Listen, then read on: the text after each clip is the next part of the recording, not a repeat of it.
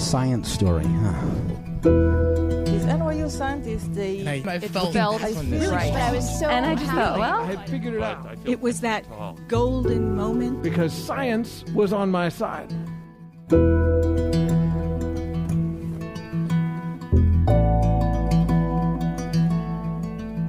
Hey everybody, welcome to the Story Collider, where we bring you true personal stories about science. I am your host, Erin Barker, and today we're presenting stories about the science behind dating. We'll explore the pressing questions that we all have on our minds when it comes to this topic. How do we know when we found the right one for us? Are we meant to settle down with just one person? When is it too early in the relationship to suggest the use of penis-numbing spray? Today's episode will answer all of these questions and more. Our first story is from Josh Gondelman. It was recorded in May 2018 at our 8th birthday fundraiser extravaganza at Caveat in New York.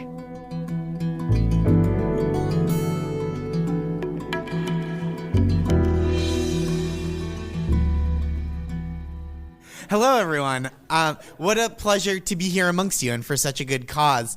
And don't worry about learning while I'm talking, because I have nothing of value to impart. In fact, I'm going to talk about how science almost ruined my life. But it is a story with a happy ending. This is a story about vanquishing a nemesis, which is very exciting, and it's hard work. Right? Most of the time, when you want to vanquish a nemesis, it takes decades. You got to learn how to sword fight in a cave. Find the six-fingered man who killed your father. It's a process. It's an ordeal. I did mine in 3 days. That's half a week. That was pretty good, I think, not to toot my own horn. And to increase the stakes, I will tell you that my nemesis was the CEO of a pharmaceutical company. Thank you. Yes. Which sounds very impressive until I tell you that he is the CEO of a pharmaceutical company that exclusively manufactured a penis-numbing spray marketed towards premature ejaculators. So, less of a worthy adversary, I think we can all admit. Because we're talking about a medical scientist who at one point was like, you know what, you guys handle cancer. I'm going to hook it up for the dudes who think sex feels too awesome.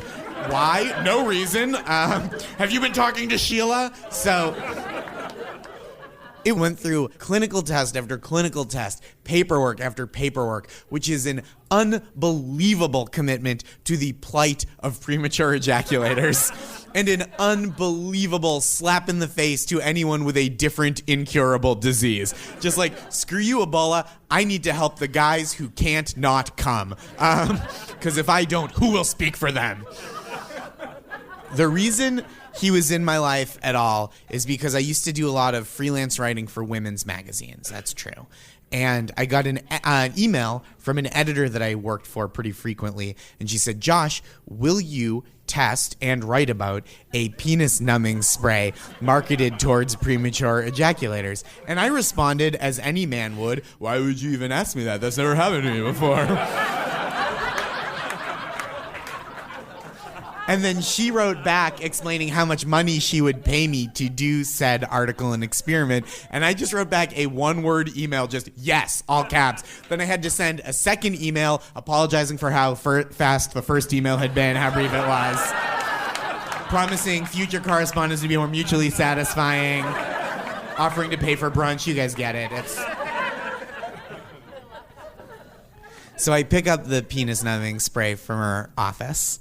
And I go right from there to like a third date with a young woman. We'd been out a few times. We're really getting along. Hadn't spent the night together at that point. And we have a few drinks. We're having a lot of fun.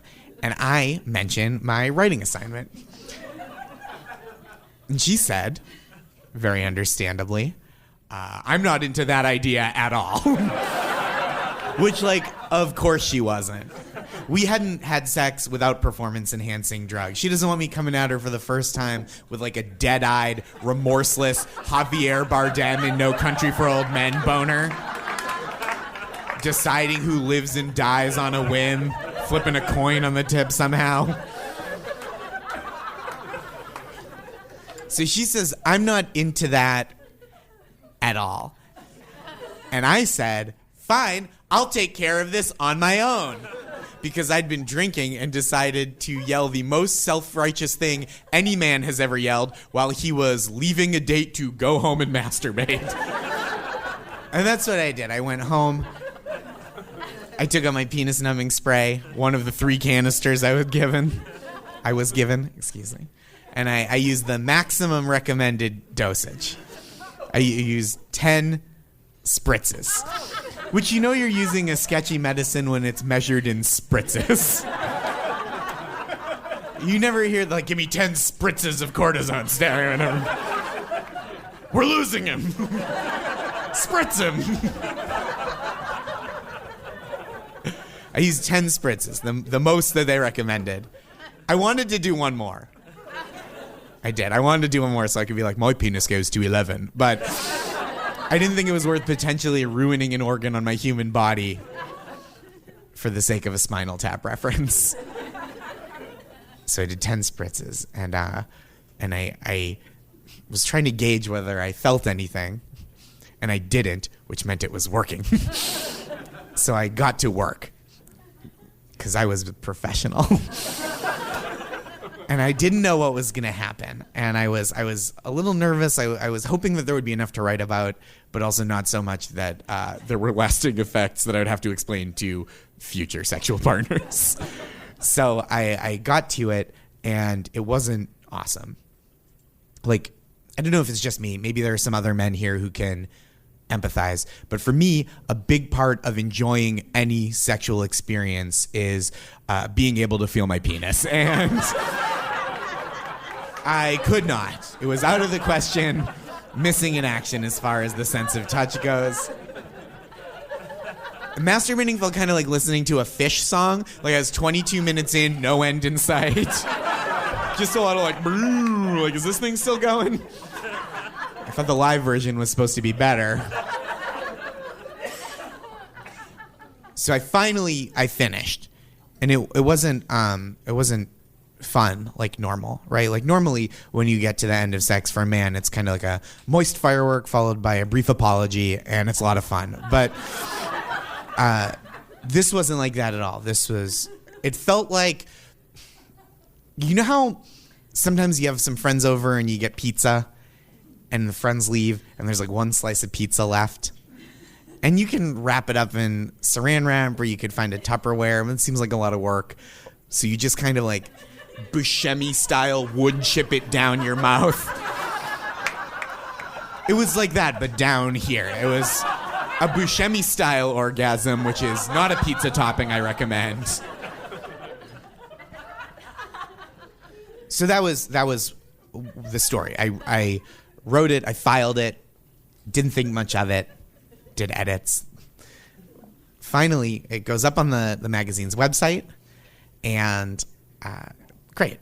But 30 minutes after it runs, I get an email from the CEO of the company that made the penis-numbing spray, and he was not happy with me. Probably because I put all the things in the article that I just said to you out loud. None of those things were that the product didn't work, by the way. He was the active ingredient in this penis-numbing spray was lidocaine. Yeah, there's some scientists in here who are like, wow. That's like a topical anesthetic that you use for like endoscopies and some eye surgeries and some local anesthesia for other surgeries, which means my penis was medical grade numb. Like the kind of numb that you need someone to pick you up and drive you home after getting.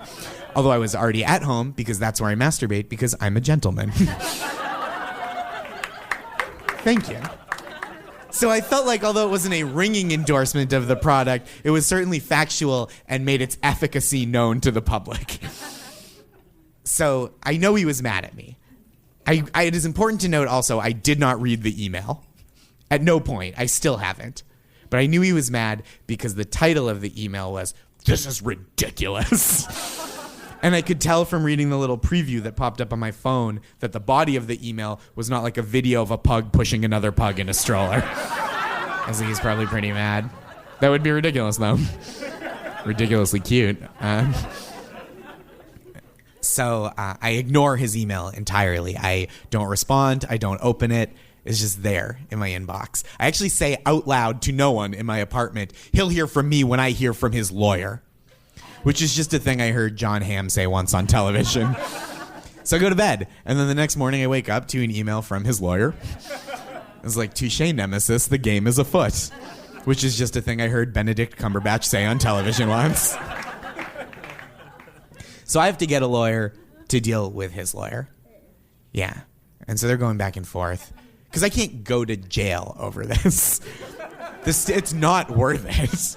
I was full of remorse. I was full of anxiety. I was unhappy, and I was nervous for my future.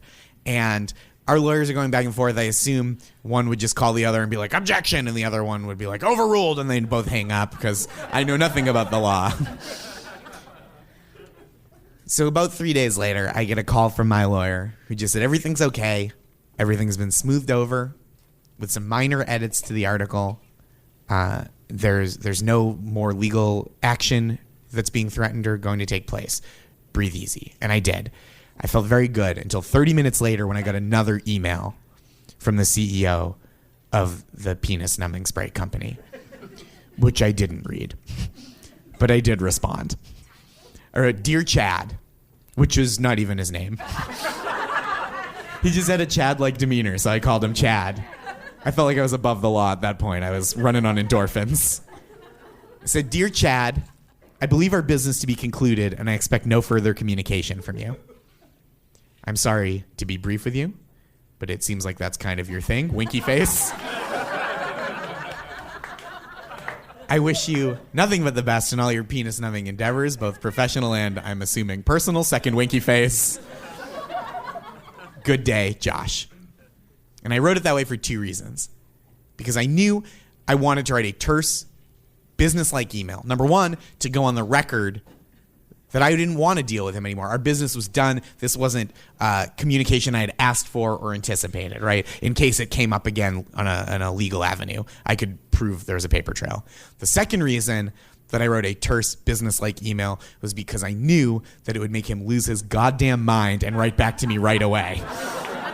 Which he absolutely did. He fell directly into my trap. He wrote a third email to me, which I did not read. But I did respond, one sentence, all caps. I said good day, sir. Nemesis vanquished. Thank you very much. Have a great night. Bye.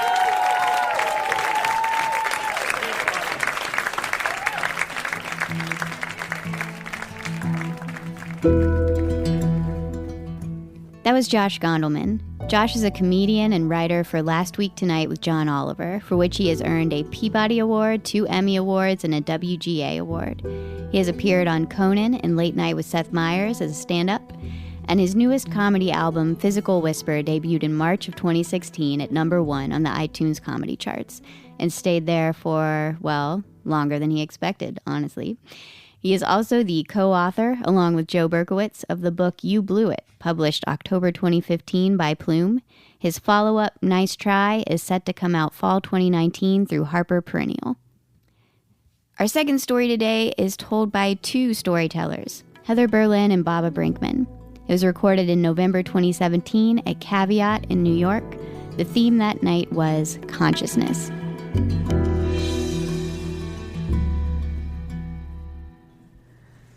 Hello. So, my life changed in September of 2012. And it was at an event similar to this one in some ways here in New York. It was called Lucid NYC. And it was sort of a science meets arts TED Talk style event. And I was to give a presentation, actually a performance, a rap performance. I'm not sure if you can tell, but that is what I do. I'm a rapper. And my particular brand of hip hop I call peer-reviewed rap, because I bring in a lot of science, and this one was specifically about evolutionary theory and Darwinian models of behavior. So I'm a neuroscientist, and I was actually invited to speak at that same event to give a neuroscience talk. And before my set or my talk, this rapper came on stage, and he was rapping about short-term versus long-term mating from an evolutionary biology and psychology perspective. And he was on stage, he was doing his rap thing. He was like grabbing his crotch and being like, yo, yo, ain't no hoe, or something like that. And, it wasn't the most attractive thing at first, I have to admit. Okay, but let's be clear. Yo, yo, I ain't no hoe is not actually one of my lyrics. That was a very sophisticated rap about how the behavior that's preferred by many rappers, aka promiscuity, could actually be understood as evolutionarily adaptive, but only in certain environmental contexts. Yeah, pretty much like yo, yo, ain't no hoe. Right, that's not a bad paraphrase, really. So, he was up there rapping about basically saying that rap was like a peacock's tail. It was like to show your evolutionary fitness. And it wasn't really working on me, but I was... True story. I was intrigued by what was happening in his brain when he was rapping. That intricate lyricism, and it has to rhyme, it has to stay on beat. It's a very cognitively demanding task. So I didn't necessarily want to take him home, but I did want to bring him into my lab so I can run some tests on him. But to demonstrate what I was experiencing that night, Bobby, you want to give a little sample of your skills? Now, when you listen to rapping, just ask yourself this. Why do people have this gift with craftsmanship? Is it just a cumulative effect of practicing? Nah, take it from the master of the adjectives. I think it's adaptive. It has to be instinct, in sync with the rhythm. Just listen and sink deep into the subconscious of the obnoxious sexual selection. I'm just ticking the boxes. And if you're feeling it, then yeah, mission accomplished.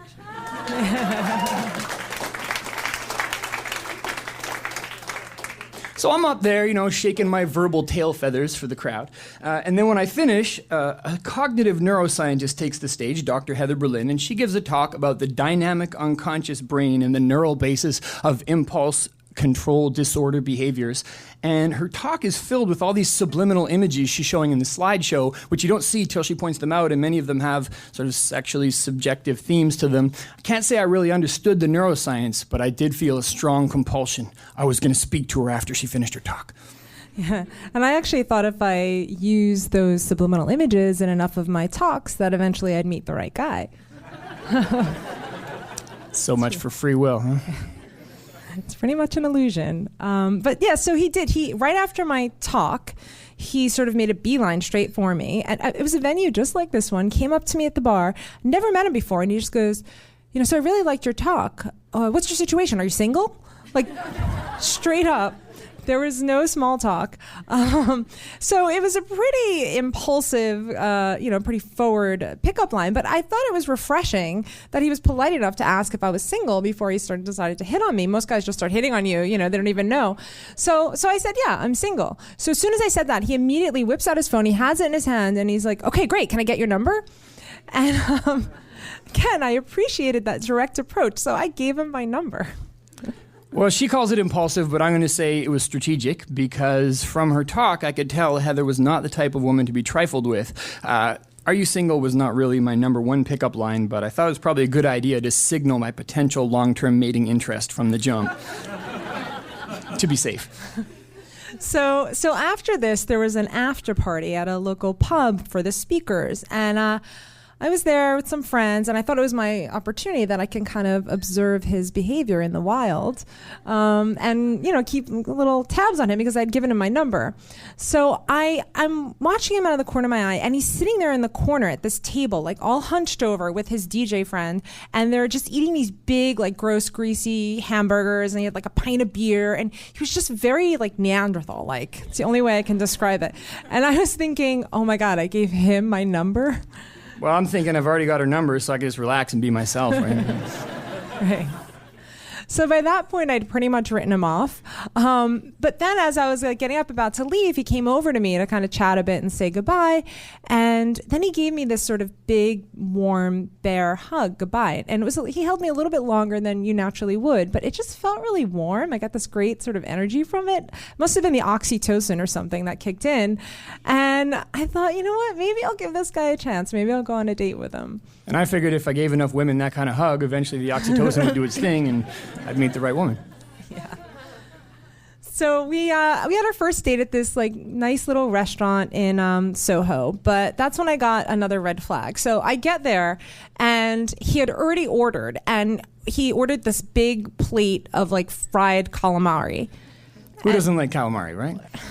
Me. I'm a vegetarian. So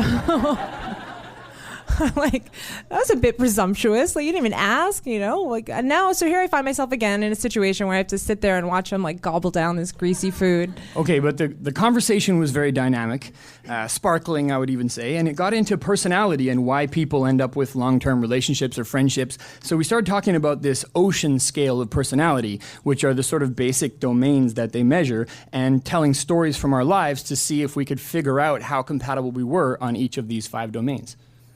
Yeah, so I was kind of just going like, trying to get a gut feeling, like, how do I feel? Do I like this guy or not? And he was sitting there like charting out this very like rational structure about like where we checked off in these personality domains and if we were compatible or not.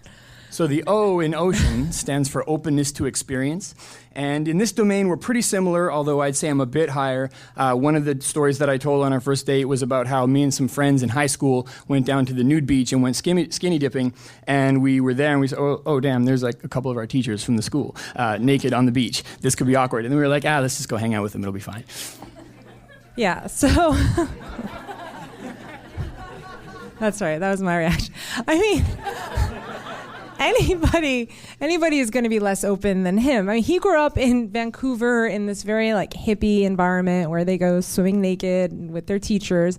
And, I grew up in New York, and I had actually just had gotten back from Europe, and I had been at the Vienna Opera Ball, and he had just gotten back from Burning Man. So there was a bit of...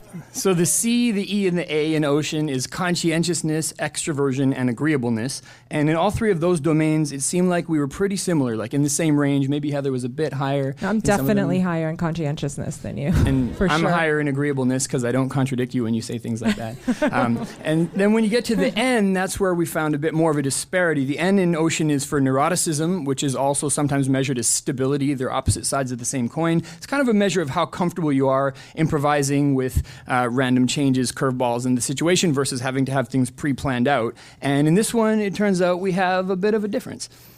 So Baba was telling me stories about when he would go on tour rapping, he would just like crash on random people's couches. And I was like, look, when I travel, I book a hotel in advance. I'm going to stay someplace comfortable. So there was a little bit of a mismatch there. Basically, I'm Mr. Go with the flow, and she's Mrs. Everything has to be perfect my way or the highway. I mean, I'm not that neurotic, but I am a Jewish girl from New York, so I think it kind of comes with the territory. But basically, we mapped this all out on the first date, how close we were in each domain, and then I kind of pitched her about how this is very highly compatible, this spectrum we're finding, and the only obstacles we're going to find are going to cluster around this neuroticism stability domain. Therefore, we have a pretty good case for a long-term relationship potentially, which may have been too much too soon, but I'm also quite high in a psychological trait that they call blirtatiousness, which means if you think it, you just say it. Yeah, so as we were dating, I was kind of evaluating him, and he basically reminded me of one of my impulse control disorder patients. Yes. He presented with alcohol overuse, caffeine addiction, high-fat diet, lack of exercise, TV addiction, and what I would call impulsive sexual behavior. You weren't complaining at the time, baby. Not at first. But he was kind of sizing me up for potential babies, and I was just kind of thinking of it as more of like a short-term thing. And, one of his sort of biggest assets was that his apartment was on my way home from work. So it was kind of like convenient just to stop in and say hi and go for a drink. She was happy to explain that to me, so from the beginning I understood that she was looking at me as a pit stop and I was looking at her as a potential destination. And at the time I was also working on this play, sort of like a hip-hop theater show. So each time we'd go on a date, some of the ideas from the date would end up sort of loosely informing the script of the play I was working on. It was going to open in November, a few months after we met. No, he actually literally wrote me into the play. So it was kind of like Shakespeare in Love, and all of a sudden it was like things that I had said on our dates ended up verbatim in this show. But I gave her fair warning. I think it was our third date when I said to you, don't freak out, but I'm writing a character in this play that's about to open off Broadway, and it's going to be loosely based on you. And yeah, I mean, basically the play was about this rapper in New York who was dating, and it was all about how he was dating from like an evolutionary perspective, and then he meets this neuroscientist who talks just like me. who I called the Oracle because she seemed to know everything about brains and behavior and personalities. So the play has a scheduled opening November the 23rd, and by opening night, we're seeing a lot of each other. I don't know if we were really official yet, but I would say we were dating, but we still had a few doubts. I hadn't really done the long-term relationship thing before then, so I had some doubts about the feasibility of monogamy for our species, let's say. But I didn't have doubts about her. I thought she was amazing. She had no doubts about monogamy, but serious doubts about me. That's true. So the next red flag was that he had told me that his longest relationship ever was 6 months, and that was 10 years prior when he was 24 years old. So that wasn't the greatest thing in terms of my confidence in him. But so I had my doubts. But my friends also had their doubts. So when I told them that I was dating a rapper named Baba, they were like, what? I mean, my last ex was a corporate lawyer who went to like Harvard Law School. So, I mean, Baba wasn't exactly my type. So I thought, you know what, I'm going to bring them to his show and they can kind of see him in action and then I can get their opinion on him. She came to the show 13 times. I don't think it was that many times. It was more like 5 or 6. Precisely 13 times. And I was keeping track because I thought her frequent attendance at the performance might be a potential signal of long-term mating interest. And the way the play worked is there were dual endings. So on some nights, my character meets this neuroscientist called the Oracle and is totally swept off his feet and ends up going all in and they settle down and start a family. And in another version, he meets her, he's really impressed by her, but he decides that it's not going to really quite work because he wants to sort of like continue his Rolling Stone sowing wild oats lifestyle and rides off into the sunset. And I let the audience decide which outcome would happen on each given night. He literally had them vote on me. So,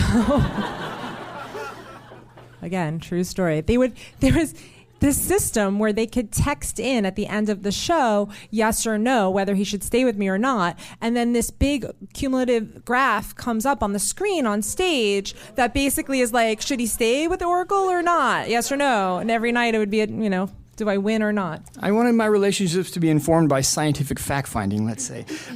But there was a strange pattern that began to emerge, which was that on the nights that Heather attended the show, she always won the vote. But on the nights that she wasn't in the house, it was around 50-50. Lots of nights the audience would go, nah, you should just keep looking. And I could not understand the source of this pattern. So maybe it was that you were just sort of portraying me more persuasively when I was in the house. That's what I thought. Until a few months later when it was revealed that Heather had hacked the voting system and discovered that there was no restriction against multiple votes. So I'm on stage watching the graph go through the roof and she's in the audience like, yes, yes, yes, yes, yes, yes, yes. I didn't vote that many times. Well, it did remind me of a little pearl of wisdom that my mom dropped on me when I was a teenager. I came home from school, and I was like, Mom, these two girls both like me, and I don't know which one to choose. And she sat me down, and she said, let me give you a little bit of advice. It's the women that do the choosing in this world, son. Which is kind of like a key evolutionary principle, right? Because in general, females are more choosy when it comes to mates than males, right? So, I guess I had kind of already unconsciously chosen him, but my sort of more conscious prefrontal cortex was the last to know about it. Which means the peacock display on the night we met might have been more effective than she thought. Because we met on September the 5th, 2012, and we were married just about exactly a year later on September the 3rd, 2013. Right. But not before I actually did get him into my lab, and I ran personality measures on him, IQ testing. I got him into my scanner while he was rapping. So I did a thorough examination, and he passed. So I married him. You can scan me anytime, baby. And our son Dylan just turned 1 year old. And our daughter, Hannah, is going to be 4 the day after tomorrow. And she was born on November 23rd, 2013, exactly 1 year to the day of the opening of the play. Which was not precisely planned, although Hannah, as a pregnancy, was planned, which means she was entirely devised by our prefrontal cortexes. Well, maybe with a little help from our evolutionarily older subcortical unconscious biological impulses. I love it when she talks nerdy to me like that. Thanks, honey. That's sweet. Thank you, guys. Thanks.